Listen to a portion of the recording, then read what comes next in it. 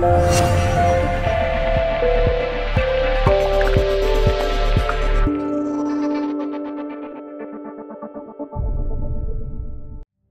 ढोना, शौचालय को साफ करना, रेल पटरियों को साफ करना, नाली से मानव मल को हटाना एक जाति आधारित गुलामी है जो दलितों के लिए आरक्षित है।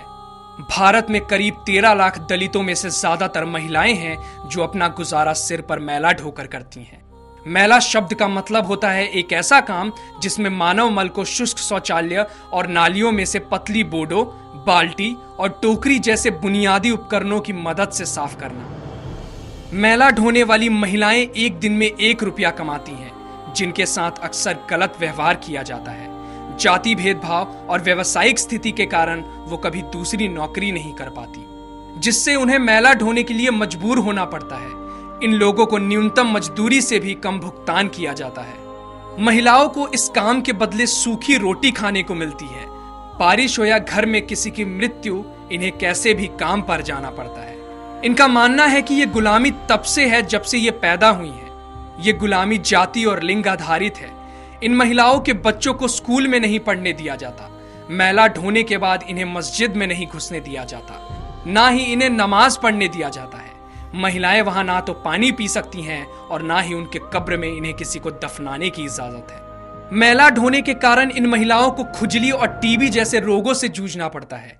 इनके सर के बाल झड़ने लगते हैं। इन्हीं सब चीजों को देखते हुए साल 2000 में आसिफ शेख ने राष्ट्रीय गरिमा अभियान की शुरुआत की और पूरे देश भर में 1000 किलोमीटर की यात्रा कर उन महिलाओं को एकत्रित किया और यह काम छोड़ने को कहा।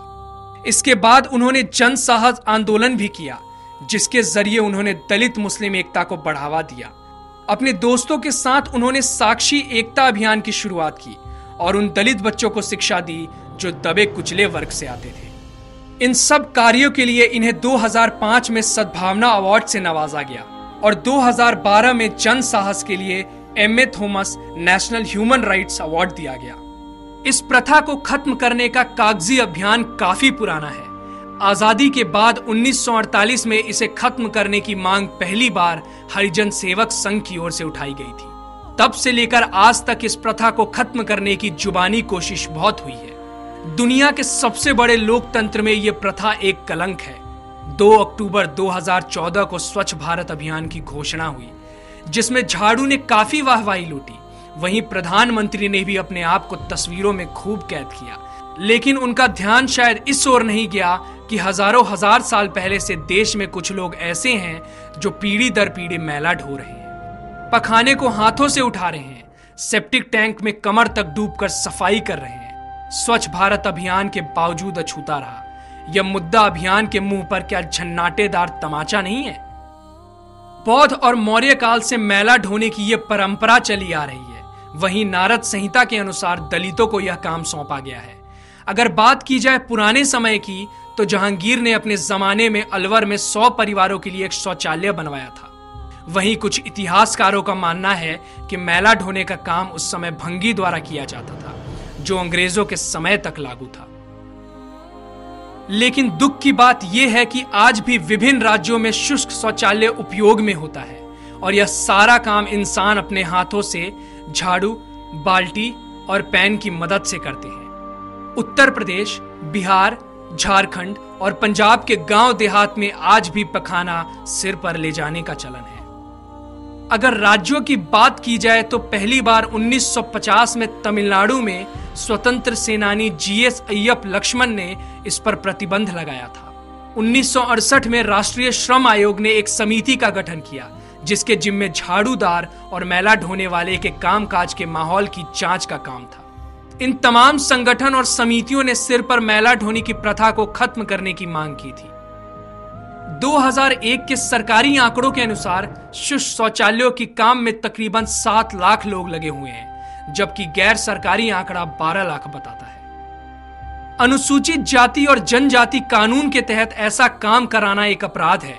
1993 में सरकार ने सिर पर मैला ढोने के रोजगार और शुष्क शौचालय निर्माण कानून को पारित किया। इसका उल्लंघन किए जाने पर 1 साल की जेल या 2000 रुपए का जुर्माना या दोनों का प्रावधान था। कैग रिपोर्ट के अनुसार 16 राज्यों ने उक्त कानून को अपने यहां मान्यता दी, लेकिन किसी ने लागू नहीं किया, जिसमें 600 करोड़ रुपए व्यय तो चला गया, लेकिन योजना अपने लक्ष्य को प्राप्त नहीं कर पाई। वहीं 17 जून 2011 में तत्कालीन प्रधानमंत्री मनमोहन सिंह ने इस पेशे को भारत की विकास की प्रक्रिया में एक धब्बा बताते हुए अगले 6 महीने में इस प्रथा को खत्म करने का वादा किया था, जिसे पूरा नहीं किया गया।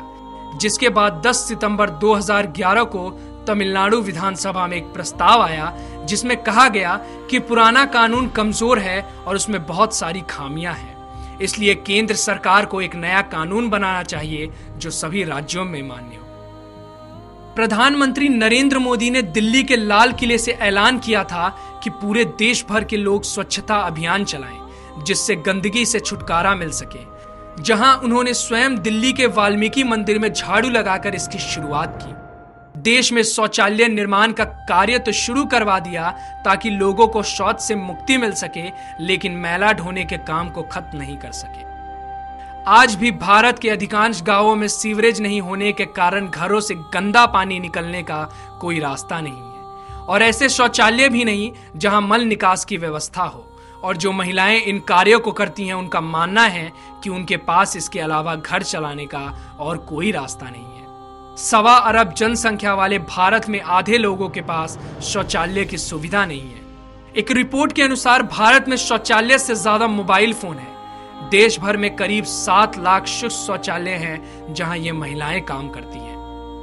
सिर पर मैला ढोने का काम, शौचालयों की साफ सफाई, मरे जानवरों को उठाना, नाले नालियों की सफाई, शौचालयों के टैंकों की सफाई, चिकित्सालय में साफ सफाई, मल मूत्र साफ करने के काम को करने वाले वाल्मीकि समुदाय के लोगों का जीवन स्तर अन्य लोगों की तुलना में बहुत ही दयनीय है। सरकार इन्हें वोट बैंक की तरह इस्तेमाल तो करती है, लेकिन इन्हें कभी मुख्य धारा में शामिल नहीं किया जाता।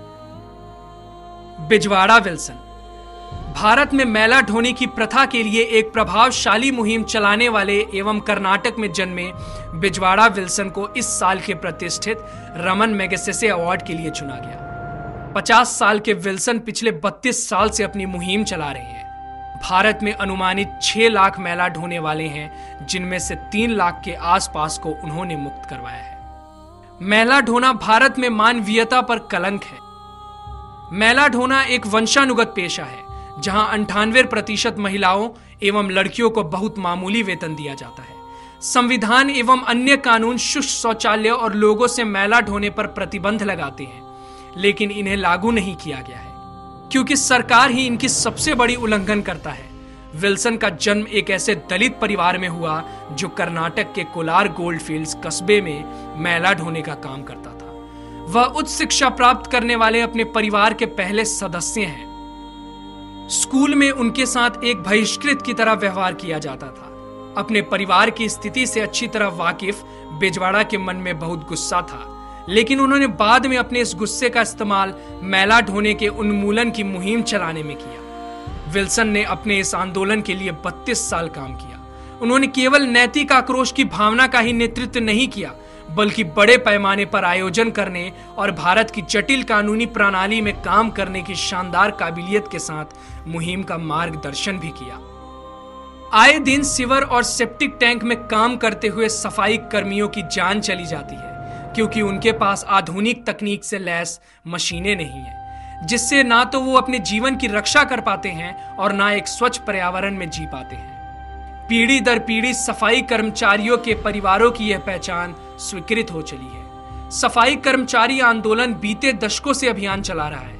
यह अभियान भारतीय समाज को एक ऐसे मानवीय तस्वीर देने का प्रयास है जहां सभी बराबर हों।